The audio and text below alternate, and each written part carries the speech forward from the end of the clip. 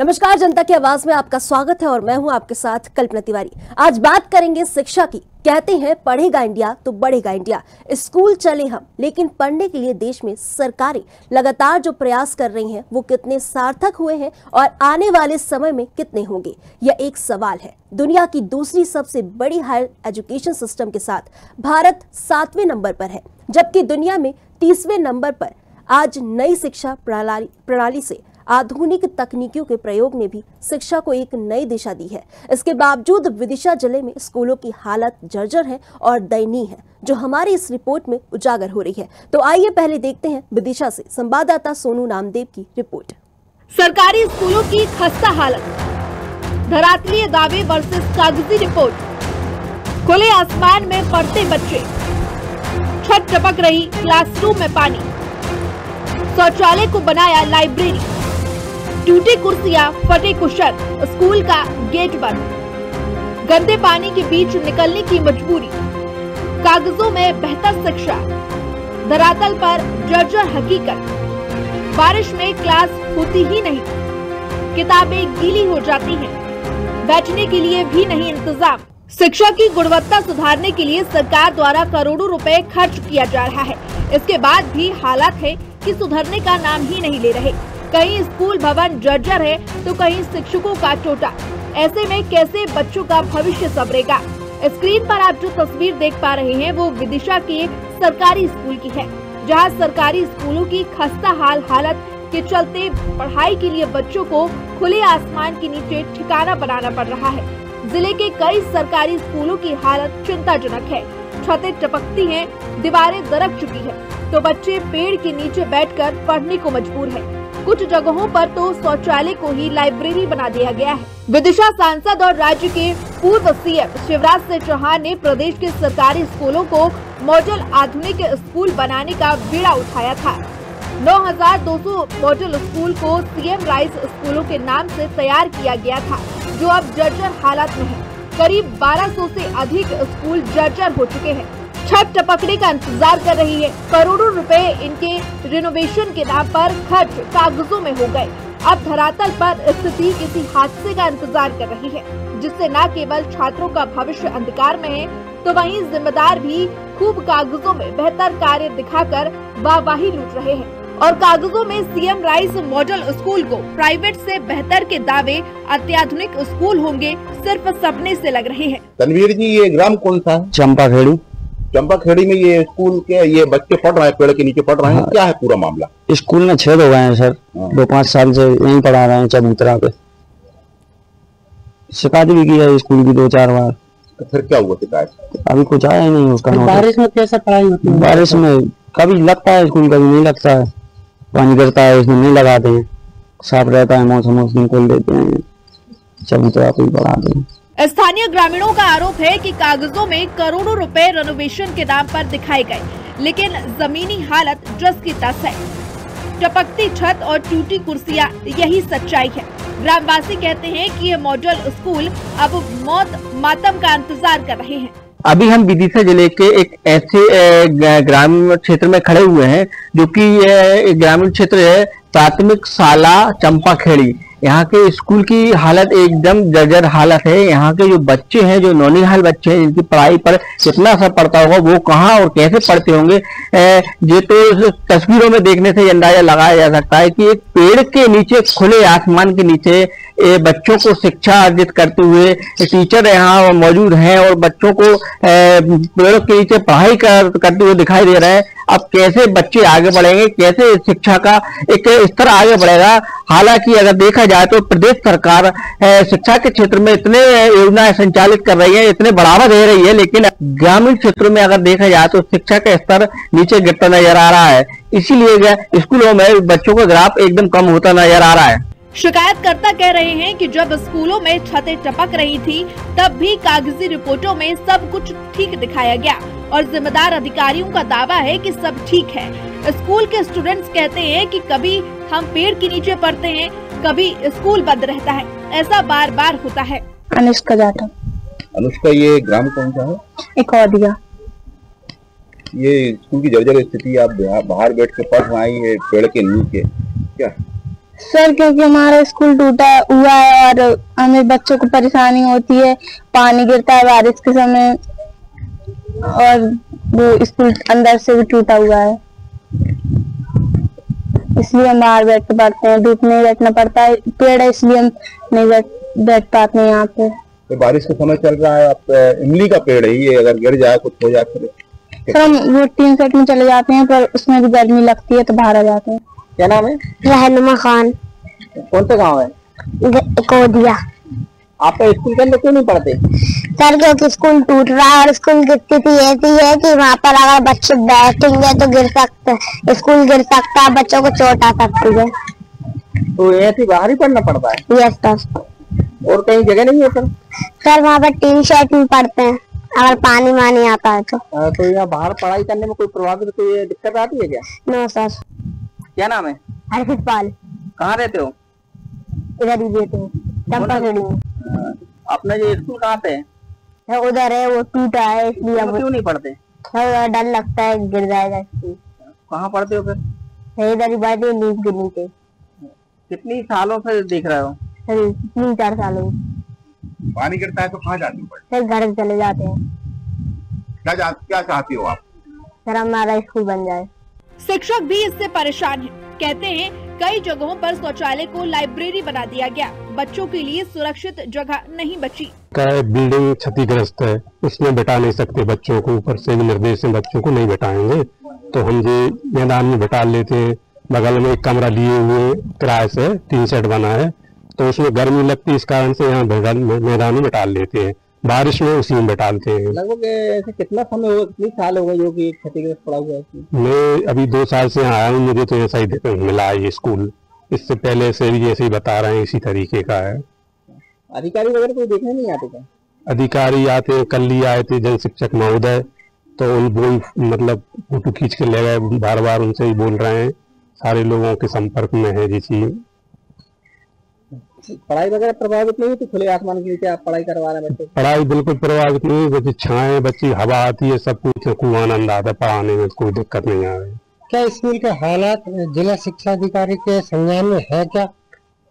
अब हमारे इधर से जन शिक्षक महोदय से हम बोल देते हैं, उनके माध्यम से हो सकता है वहाँ तक खबर पहुँचती हो।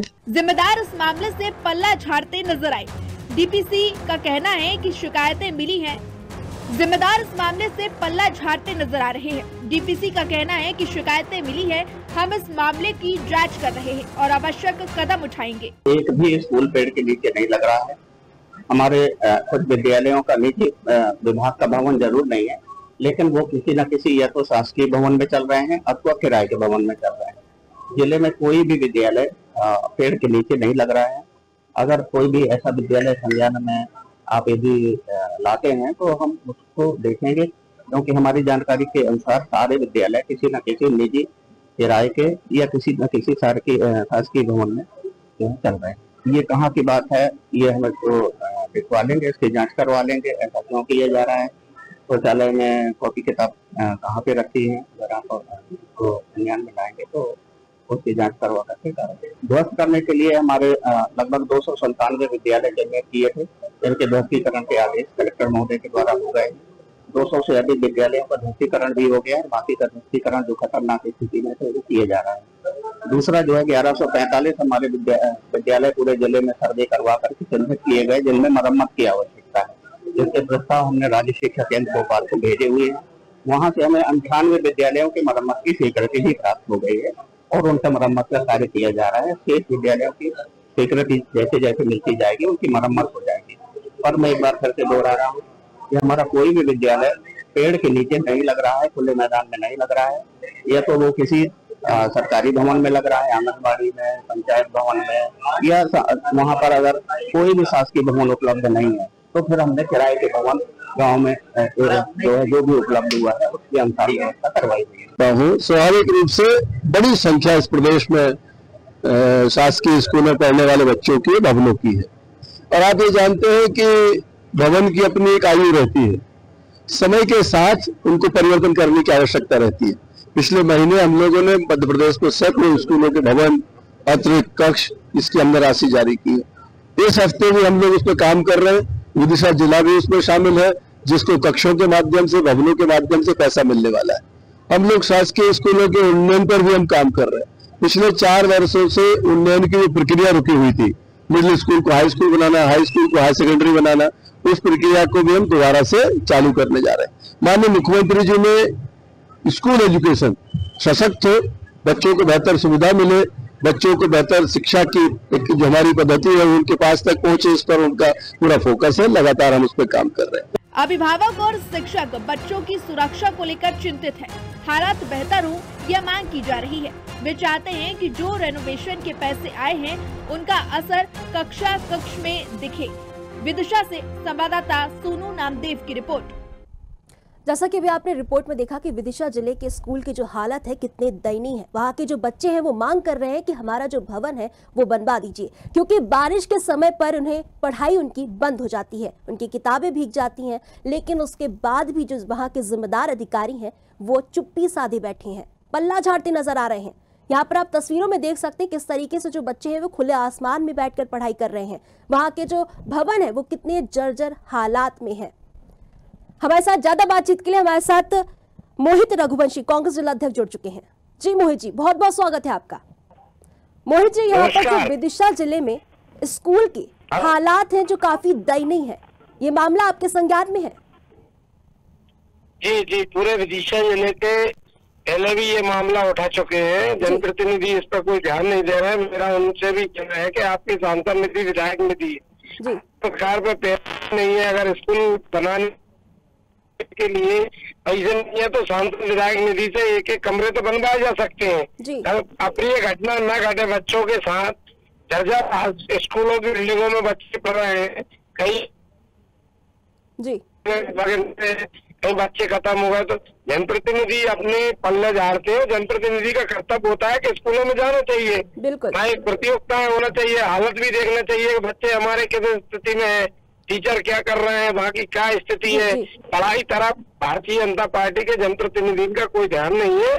मेरा सीधा आरोप है ये सब लोग सिर्फ वोट लेकर बन गए हैं और इनने ये समझ लिया कि हम तो अपनी जनता से वोट ले लिए, जनता भाड़ में जाए, कुछ भी करे, हमें इससे कोई लेना देना नहीं। बिल्कुल, तो आप कह रहे हैं कि सिर्फ वहाँ के जो विधायक है वोट मांगने आते हैं लेकिन वहाँ की समस्या से रूबरू नहीं होते हैं। मोहित जी, जी मैं दोनों पे आरोप लगा रहा हूँ, विधायक ने, सांसद, दोनों पे आरोप है। जी बिल्कुल। मोहित जी, आपने समस्या को लेकर कहाँ तक आवाज उठाई है? आप भी सत्ता में हैं, किस प्रकार से? नहीं, हमारा विपक्ष का काम है आवाज उठाना, ज्ञापन देना, धरना देना, इन सब चीजों को हम करते हैं। दीप नकेड़े के पास का एक मामला था, हमने इसमें डिबेट पे लिया था और उस पर हमने उठाई थी। तब उन्होंने कहा था कि हमने बना के एस्टीमेट भेज दिया है। बाला बड़के जागीर का एक मामला आया था ग्यारसपुर का, हमने उस समय भी एक मामला उठाया। विदिशा जिले में सर्वाधिक स्कूलों की हालत खराब है, हमने हर मामले को उठाया है। ज्यादा हमें स्कूलों की बिल्डिंगों की समस्या मिली है, हमने खुद ने मौका मुआयना किया है और लिखित में भी दिया है। और हम अति शीघ्र हमारे कार्यकर्ताओं से कहेंगे कि वो देखकर आगे फोटो डाले और इनका हम शिक्षा के जगत में इनका क्या योगदान है इसको लेकर भी हम एक कार्यक्रम। जी मोहित जी, जब आप सत्ता में थे तब आपने किस तरीके से काम किया था? क्या इस तरीके की समस्या नहीं हम तो सत्ता में करते नहीं है, 25 साल से सत्ता में नहीं है। बिल्कुल, 20 साल से सत्ता में हम नहीं, हम तो विपक्ष में 20 साल से। आज जो लड़का पढ़ता था वो तो आज कॉलेज में पहुंच गए। जी 20 साल से तो इनकी सरकार है। जी मोहित जी, अब हमारे साथ बने रहिए। ज्यादा बातचीत के लिए हमारे साथ विदिशा से संवाददाता सोनू नामदेव जुड़ चुके हैं। जी सोनू, यहाँ पर जो विदिशा जिले में स्कूल के हालात है काफी दयनीय है। यहाँ पर एक तरफ सरकार कहती है पढ़ेगा इंडिया तभी बढ़ेगा इंडिया, कैसे पढ़ेगा इंडिया?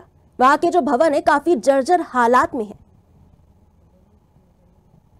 जी बिल्कुल कल्पना जी, मैं आपको बता दूं, ये पूरे विदिशा जिले का एक मामला है। यहाँ के जो ग्रामीण क्षेत्र है, ग्रामीण क्षेत्रों में अगर देखा जाए तो मिडिल क्लास जो स्कूल है वो पूरी क्षतिग्रस्त अवस्था में, और लगभग कम से कम उनको 8 से 10 साल ऐसे हो गए उनको स्कूलों को। वहाँ पे टूटे फूटे स्कूल है, उनकी छत तक टूटी हुई है। ऐसे कैसे वहाँ पे बच्चे पढ़ पाएंगे? और अगर देखा जाए तो कहीं खुले आसमान के नीचे बच्चों को पढ़ाया जा रहा है, कहीं पे किराए के भवन लिए जा रहे हैं पढ़ाने के लिए। लेकिन अगर देखा जाए तो जो स्कूल होना चाहिए, उनकी शिक्षा जहाँ अर्जित होती है वो स्कूल होना चाहिए, लेकिन वहाँ उनकी पाठशाला नहीं है। बच्चों को खुले आसमान के नीचे पढ़ाने में शिक्षक भी मजबूर हैं। और सबसे बड़ी बात तो ये है कि अगर कोई भी मुद्दा होता है तो भले ही चाहे वो नेता को संबंधित हो या फिर अधिकारियों को बताना हो तो मीडिया के थ्रू ही उनको पता पड़ता है, क्योंकि वो वहां तक कोई पहुंचता ही नहीं है, कोई देखता ही नहीं, उनके कोई संज्ञान भी नहीं लेता है ऐसे मामलों को। और बच्चों की कहीं ना कहीं एक देखा जाए तो पढ़ाई भी जो होती है वो भी प्रभावित होती है। और सबसे बड़ी बात तो यह है कि अगर अधिकारियों को जानकारी भी हो रहा है तो इसके बावजूद भी कोई अभी तक कोई ठोस ऐसा कदम अधिकारियों द्वारा नहीं उठाया जाता। जी बिल्कुल। सोनू, जब इस मामले से आपने जिम्मेदार अधिकारियों से अवगत कराया तो उनकी तरफ से किस प्रकार के जवाब आए? जी, आपको बता दें कि शिक्षा की गुणवत्ता सुधारने के लिए करोड़ों रुपए खर्च किए जा रहे हैं, इसके बाद भी हालात की सुधारने का नाम नहीं ले रहे हैं। कहीं स्कूल भवन जर्जर हैं तो कहीं शिक्षकों का टोटा है। ऐसे में कैसे बच्चों का भविष्य संवरेगा? स्क्रीन पर आप जो तस्वीर देख रहे हैं वो विदिशा के सरकारी स्कूल की है, जहां सरकारी स्कूलों की खस्ता हालत के चलते पढ़ाई के लिए बच्चों को खुले आसमान के नीचे बैठकर पढ़ना पड़ रहा है। एक बार वापस रुक करते हैं संवाददाता की तरफ। जी सोनू, जब आपने जिम्मेदार अधिकारियों से इस मामले को लेकर रूबरू कराया तो उनकी तरफ से किस प्रकार के जवाब आए? जी बिल्कुल कल्पना जी, मैं आपको बता दूं, शिक्षा अधिकारी से जब हमने जानना चाहा तो उन्होंने तो बाइट देने से इनकार कर दिया। लेकिन जो शिक्षा केंद्र के जो डीपीसी लखेरा हैं, जो कि उन्होंने हमको जरूर बताया कि जिले में ऐसा कोई तो स्कूल नहीं है जो कि खुले आसमान के नीचे लगता हो। उन्होंने एक दावा किया है कि खुले आसमान के नीचे कोई स्कूल नहीं लगता, लेकिन अगर तस्वीरों में देखा जाए तो साफ तौर पर पेड़ के और खुले आसमानों के नीचे स्कूल लगता दिखाई दे रहा है। और उन्होंने यही बताया कि जिले में जो कि 1145 जो स्कूल थे उनकी मरम्मत की जानी थी, लेकिन अभी तक उनकी मरम्मत नहीं हुई, क्योंकि उनके आदेश भी आ चुके थे। इसके बावजूद उनकी कोई मरम्मत अभी तक नहीं की गई है। 257 स्कूल ऐसे थे जो कि ध्वस्तीकरण होना थी, आदेश उनके भी मिल चुके थे, लेकिन इसके बावजूद भी अभी तक किसी तरह के कोई आदेश का पालन अभी तक नहीं किया गया है। लेकिन बच्चों को खुले आसमान के नीचे पढ़ने में मजबूर किया जा रहा है। जी सोनू, हमारे दर्शकों को आप बताइए कि ये स्कूल का नाम क्या है और गांव का नाम क्या है? जी बिल्कुल, मैं आपको बता दूं, ये शमशाबाद के नटेरन तहसील का पूरा मामला है। वहाँ के जो ग्रामीण क्षेत्र है, वहाँ के एक जवनिया स्कूल है और कोदिया है। वहाँ पे जो मिडिल क्लास जो लगती है, वहाँ प्राइमरी जो स्कूल है तो वहाँ पर जो बच्चों को पढ़ाया जा रहा है तो वो काफी लंबे समय से। हालांकि ऐसा नहीं है, हमारे न्यूज चैनल के माध्यम से पहले भी 1-2 बार अवगत ऐसे करा चुके हैं अधिकारियों को, इसके बावजूद भी लेकिन अभी तक कोई कार्रवाई में किसी तरह का कोई संज्ञान नहीं लिया गया। जी बिल्कुल, तो मतलब कह सकते हैं कि जिम्मेदार अधिकारी पल्ला झाड़ते नजर आ रहे हैं। यहाँ पर अभी हमने देखा कि जिम्मेदार अधिकारी कह रहे हैं कि किसी भी प्रकार से जो बच्चे हैं परेशान नहीं हैं और पेड़ों के नीचे भी पढ़ाई नहीं कर रहे हैं, लेकिन हम तस्वीरों में देख सकते हैं किस तरीके से वहाँ के जो बच्चे वो मांग कर रहे हैं कि हमारा स्कूल भवन बनवा दीजिए, क्योंकि बारिश के समय पर वो पढ़ाई नहीं कर पाते हैं। बिल्कुल सोनू, आप हमारे साथ बने रहिए। ज्यादा बातचीत के लिए हमारे साथ बलवीर सिंह कुर्मी, स्कूल शिक्षक, जुड़ चुके हैं। जी बलवीर जी, बहुत बहुत स्वागत है आपका। बलवीर जी, जो यहाँ पर विदिशा जिले में स्कूल के जो हालात हैं, कैसे हालात है वहां पर, कैसे पढ़ा रहे हैं आप वहां पर बच्चों को? क्या बोल रहे हैं आप? हेलो बलवीर जी, आवाज आ रही है आपको? आ रही है। आप कौन बोल रहे हैं, कहाँ से बोल रहे हैं, नाम पता बताएं आपका।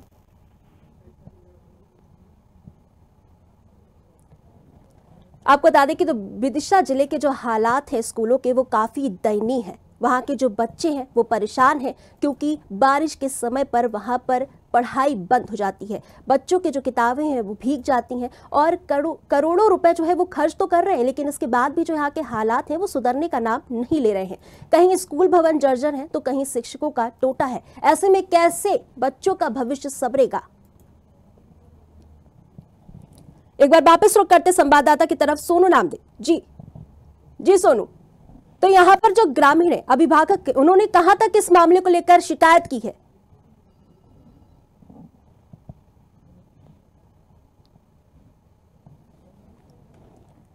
तो जैसे कि आप तस्वीरों में देख सकते हैं किस तरीके से वहां के जो बच्चे हैं वो काफी परेशान हैं, मांग कर रहे हैं कि हमारा भवन बनवा दीजिए, क्योंकि पढ़ाई नहीं हो पा रही है।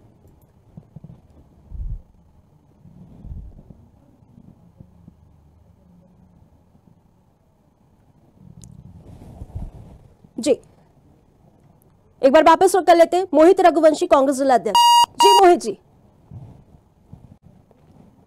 आपको बता दें कि विदिशा जिले में जो शिक्षा की गुणवत्ता सुधारने के लिए करोड़ों रुपए खर्च किए जा रहे हैं, लेकिन इसके बाद भी यहाँ के जो हालात है वो सुधरने का नाम नहीं ले रहे हैं। एक बार वापस रुख कर लेते हैं संवाददाता की तरफ। जी सोनू, यहाँ पर जो बजट आता है उसका उपयोग कहां पर किया जा रहा है? क्योंकि अगर धरातल पर देखा जाए तो कहीं भी किसी भी तरीके से इसका सही उपयोग नहीं किया जा रहा है।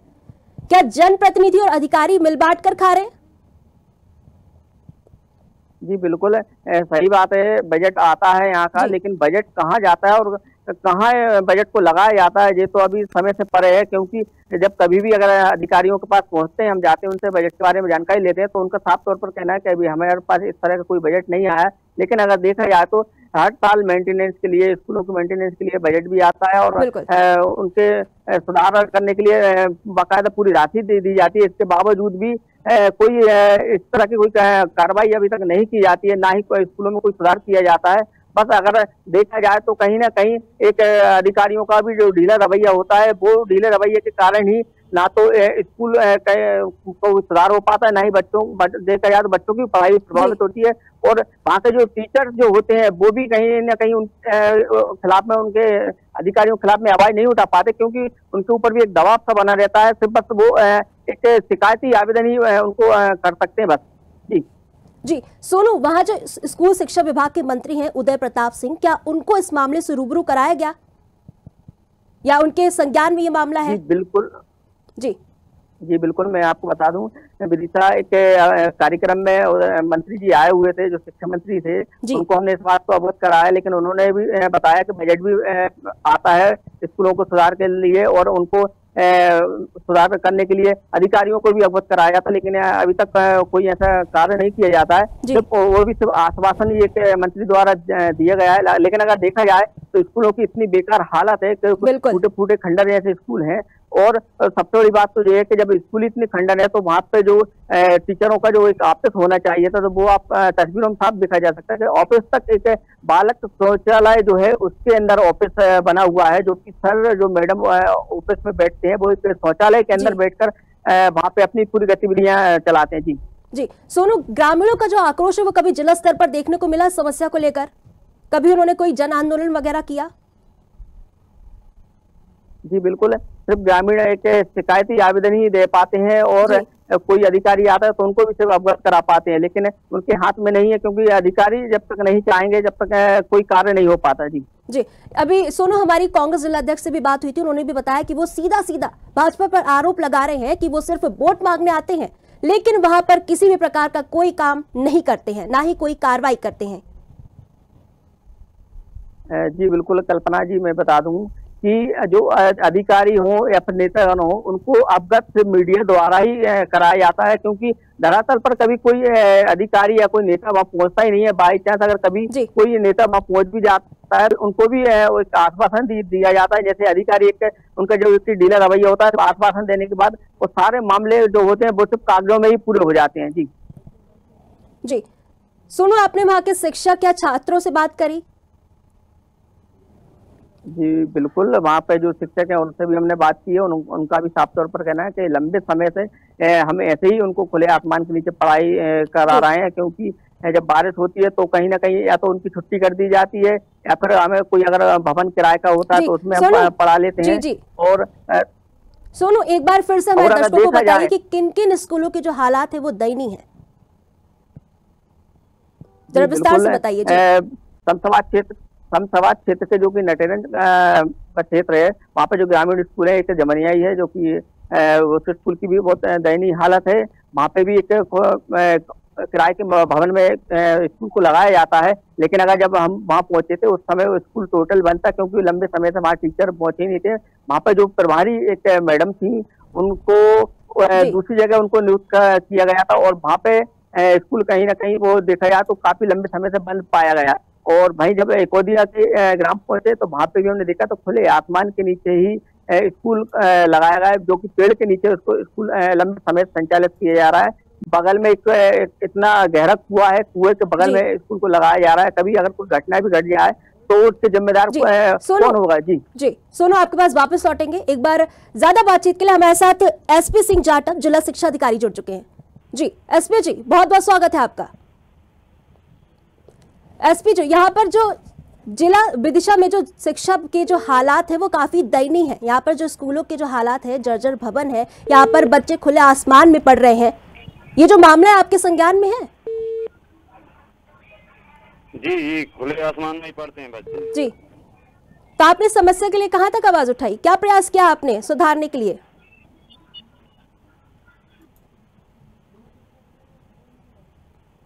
जी, एसपी जी, आपको आवाज आ रही है? चलिए, आप उनके तक हमारी आवाज नहीं पहुंच पा रही है। ज्यादा बातचीत के लिए हमारे साथ मोनू जुड़ चुके हैं, ग्रामीण।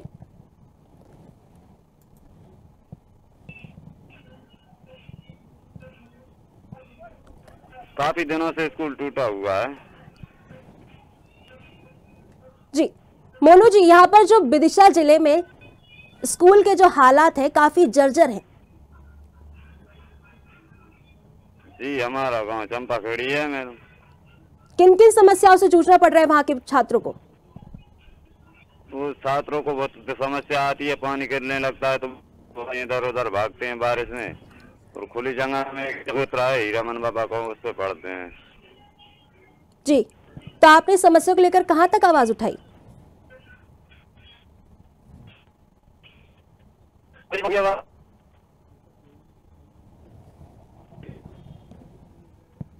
जी मोनू जी, आपको आवाज आ रही है?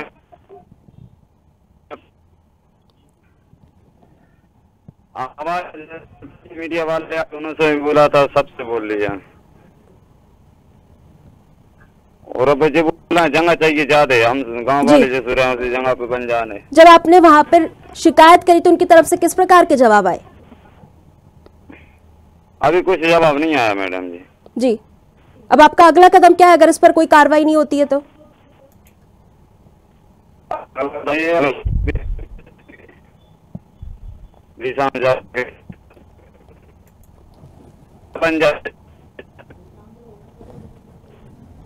जी जी मोनू जी, बहुत बहुत धन्यवाद आपके तमाम बातचीत के लिए। एक बार वापस रुक कर लेते संवाददाता की तरफ। जी सोनू, यहाँ पर ग्रामीण भी बता रहे हैं कि जो अभिभावक है वो भी बहुत परेशान है, उनके जो छात्र है वो भी काफी परेशान है। वो मांग कर रहे हैं कि हमारा भवन बनवा दीजिए क्योंकि बारिश के समय पर उनकी पढ़ाई बंद हो जाती है। लेकिन सोनू, यहाँ पर जो शौचालय है उसको लाइब्रेरी में तब्दील कर दिया गया है। काफी दयनीय हालत है, क्या कहेंगे आप?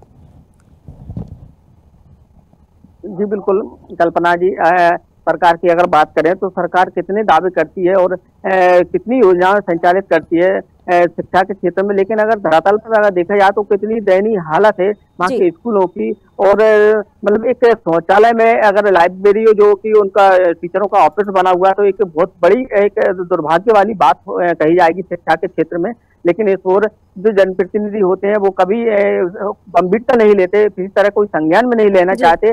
आखिर ऐसी क्या कारण है, क्या मजबूरी है जो कि शिक्षा का कहीं ना कहीं अगर देखा जाए तो ग्रामीण क्षेत्र में शिक्षा का स्तर क्यों गिरता है? कारण सिर्फ नतीजा सिर्फ यही है कि शिक्षा का स्तर गिरने का नतीजा सिर्फ यही आता है कि वहाँ पे जो स्कूल होते हैं वो इतनी जैसी हालत में होते हैं जो कि उनके पालकगण होते हैं वो उनको भेजना भी पसंद नहीं करते क्योंकि कभी भी कोई घटना या दुर्घटना का शिकार बन सकते हैं। जी बिल्कुल सोनू, वहाँ पर जब विधायक वोट मांगने आते तो क्या वो ऐसी समस्याओं से रूबरू नहीं होते? क्या वो ध्यान नहीं देते? जी बिल्कुल, वहाँ पे जो ग्रामीण हैं, ग्रामीणों का भी साफ तौर पर कहना है कि वहाँ पर जो नेता लोग जाते हैं, विधायक जाते हैं, वो सिर्फ उसी समय जाते हैं वोटों के लिए और उनको सिर्फ एक आश्वासन दिया जाता है कि हम आपकी जो समस्या है वो समाधान करवाएंगे। लेकिन वोट के बाद मांगने के बाद फिर कभी अधिकारी वहाँ देखने तक नहीं जाते कि वो वहाँ के जो ग्रामीण है, वहाँ का जो स्कूल है, वहाँ के जो लोग हैं वो कैसे वहाँ अपना जीवन यापन करते हैं। जी बिल्कुल सोनू, आप लगातार इस मुद्दे पर नजर बनाए रखिए, हम लगातार इस मुद्दे को उठाते रहेंगे। फिलहाल के लिए आपका बहुत बहुत धन्यवाद। आपको बता दें कि अभिभावक और शिक्षक बच्चों की सुरक्षा को लेकर चिंतित हैं। हालात बेहतर हो यह मांग की जा रही है। वे चाहते हैं कि जो रिनोवेशन के पैसे आए हैं उनका असर कक्ष में दिखे। फिलहाल के इस कार्यक्रम में इतना ही, मुझे दीजिए इजाजत, नमस्कार।